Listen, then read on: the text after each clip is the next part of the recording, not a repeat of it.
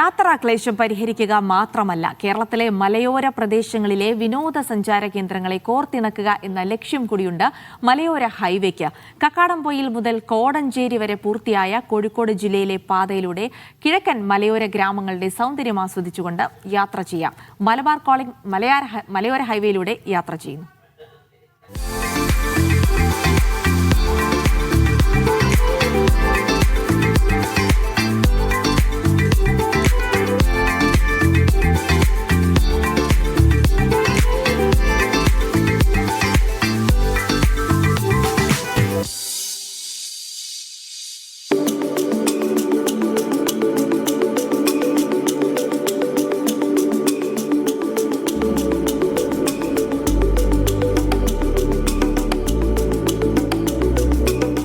നമസ്കാരം.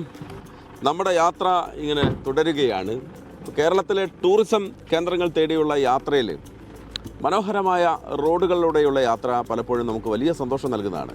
നമ്മളിപ്പോൾ സഞ്ചരിക്കുന്ന ഈ റോഡുണ്ടല്ലോ, അത് കോഴിക്കോട് മലയോര ഹൈവേ ആണ്. കക്കാടംപൊയിൽ മുതൽ കോടഞ്ചേരി വരെ റീച്ച് പൂർത്തിയായിരിക്കുന്ന മലയോര ഹൈവേ.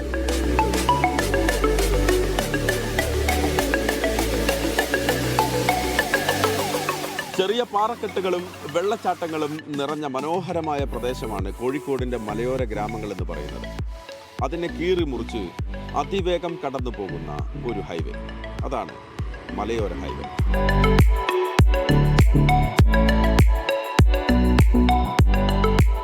കോഴിക്കോട് ജില്ലയിലെ മലയോര ഗ്രാമങ്ങളിലുള്ള ചെറു ടൂറിസം ഡെസ്റ്റിനേഷനുകൾ, അവിടേക്കുള്ള യാത്രയ്ക്ക് വലിയ മാറ്റം കൊണ്ടുവന്നിരിക്കുന്നതാണ് കോഴിക്കോട് മലയോര ഹൈവേ.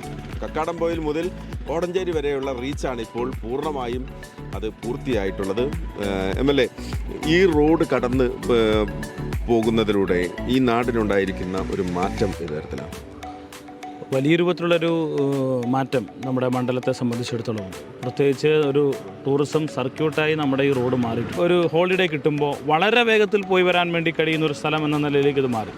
പ്രത്യേകിച്ച് മലപ്പുറം, കോഴിക്കോട് ജില്ലകളിൽ നിന്നുള്ള ആളുകൾക്ക് വളരെ വേഗത്തിൽ വന്ന് കുറച്ച് സമയം സ്പെൻഡ് ചെയ്യാൻ കഴിയുന്ന നിലയിലേക്ക് ഈ മേഖല വന്നു.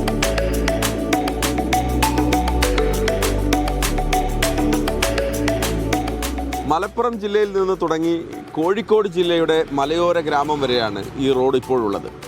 പക്ഷേ ഇതിൻ്റെ സാധ്യത, ഇതിൻ്റെ വാതിൽ തുറന്നിടുന്നത് വയനാട്ടിലേക്കാണ്. തുരങ്കപാതയുമായി കണക്ട് ചെയ്യുക ഈ മലയോര ഹൈവേ ആയിരിക്കും.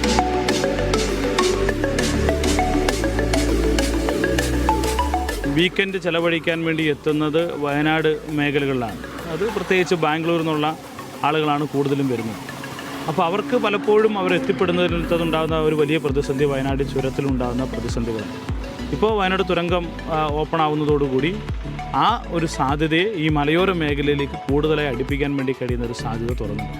മറ്റൊന്ന്, ഇന്ത്യയിലെ ഏറ്റവും നീളം കൂടി ഇരട്ട തുരങ്കങ്ങളിലൊന്നാണ്. അത് തന്നെ ഒരു ടൂറിസം സാധ്യതയാണ്. വലിയൊരു ഡെവലപ്മെൻറ്റാണ് അതിൻ്റെ ഭാഗമായിട്ട് വരുന്നത്.